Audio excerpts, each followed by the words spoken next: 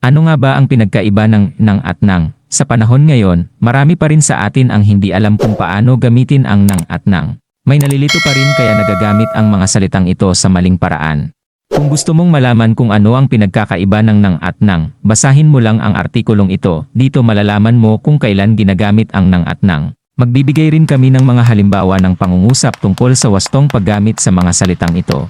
Ang salitang nang ay ginagamit kapag, una, ginagamit ang nang kapag sinusundan ito ng isang pangalan o panghalip, halimbawa, nahagip ng aking kamay ang bola.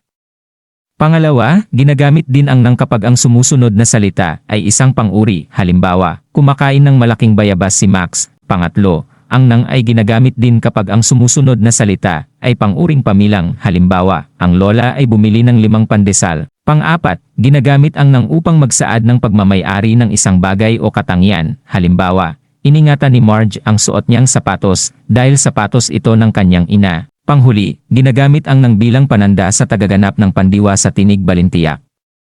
Ang ibig sabihin ng balintiyak ay kapag ang salitang tagaganap ng kilos o galaw ng pandiwa ay hindi ginagamit sa simuno at ang nasabing tagaganap ay nasa hulihan ng pandiwa, halimbawa, tinulungan ng binata ang taong may kapansanan upang makatawid sa kalsada.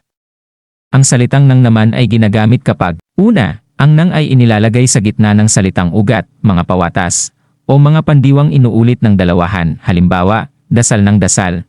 Pangalawa, ginagamit ang nang kapag nagsasaad ng paraan, dahilan at oras ng kilos. Ito ay sumusunod din sa mga pandiwa o mga pang-abay. Sumasagot rin ito sa mga tanong na paano, kailan at bakit, halimbawa, nagbabasa ng tahimik ang mga bata. Pangatlo, ang nang ay ginagamit bilang kapalit ng pinagsamang na at ang, na at nang, o na at na, halimbawa, isinarado ng may-ari ang kanyang tindahan. Pang-apat, ginagamit ang nang bilang kasing kahulugan ng mga salitang noong at upang o para, halimbawa, nakatulog ako nang siya ay dumating. Ginagamit ang nang kapag ang sinusundang salita nito ay isang pangalan o panghalip.